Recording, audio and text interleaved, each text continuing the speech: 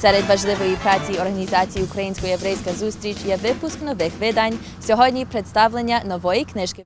Книга «Jews and Ukrainians – A Millennium of Coexistence» показує в новому світі контроверсійні моменти в українсько-єврейських відносинах та доказує, що історичні події в Україні не лише розділяли українців та євреїв, але й також зближували ці два народи.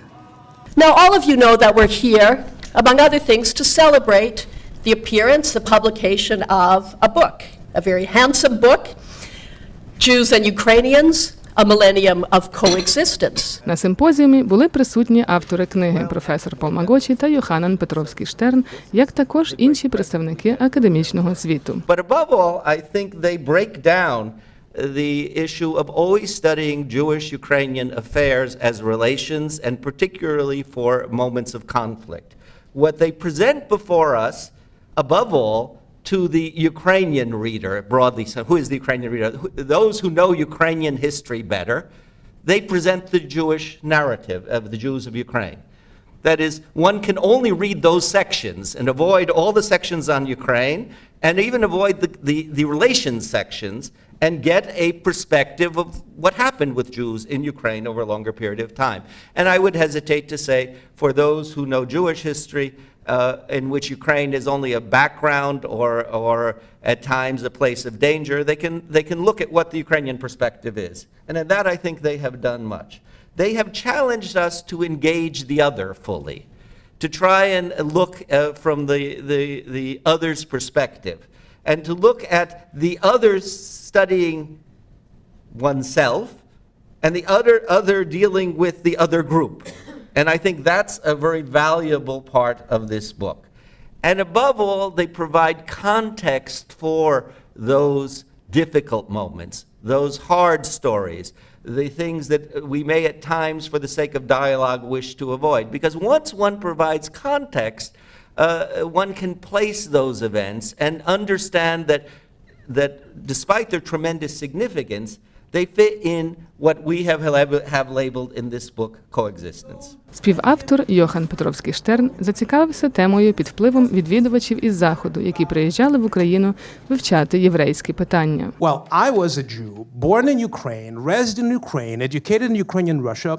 I don't think I ever asked a question where there is such an issue as Ukrainian-Jewish relations. I knew that the issue exists, but whether relations existed, it was for me rather a question of personal relations with Ukrainian writers, authors, that I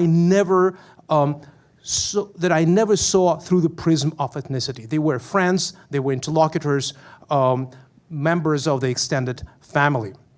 The book does not shy away from discussing controversial topics such as famine, Holodomor, World War II, and its memory of today's Ukraine and others.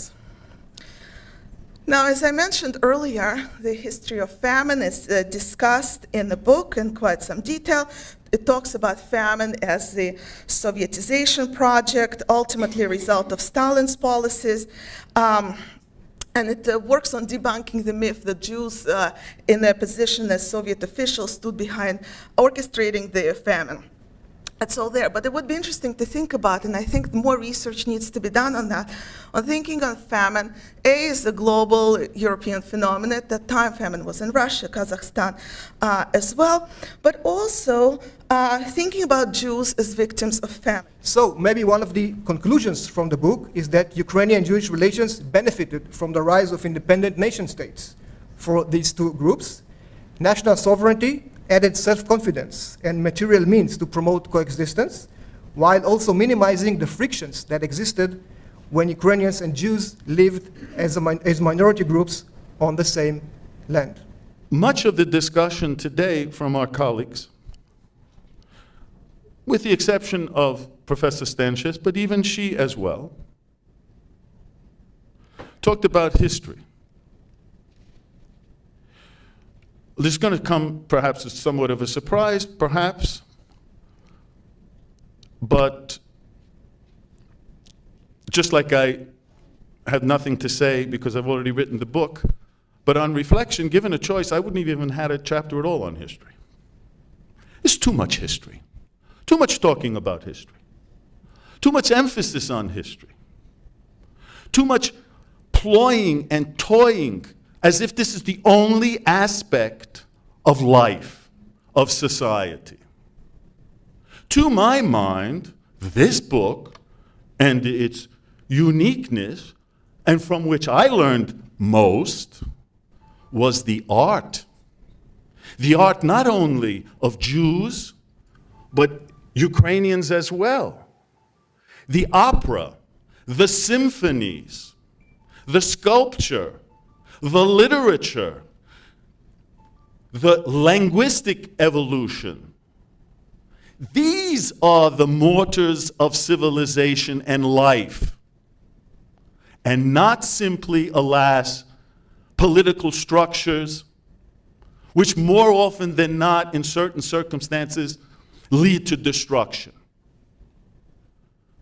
But if we focus only on that, we come away with a truly distorted perception of history. This handsome book, this distinguished volume, is very much the work of the two co-authors. It is not meant to be the definitive work, the last word on World War II. One of the main tasks of the Ukrainian-Jewish encounter is to shine a bright light. What our aim really is to enable positive, fruitful work together in present and future of Jews and Ukrainians, whether it's the diaspora, Ukraine, Israel, but that's the main object. But that requires shining a bright light on our history so that we understand it, that we understand ourselves as well as the other. So one of the great, as it were, gifts of the book is enabling Jews to look at the story of Ukrainians, Ukrainians to look at the story of the book, and that, I think, was the objective of the authors. Книгу «Jews and Ukrainians: A Millennium of Coexistence» можна придбати через сайти UFT, Amazon.ca та Amazon.com.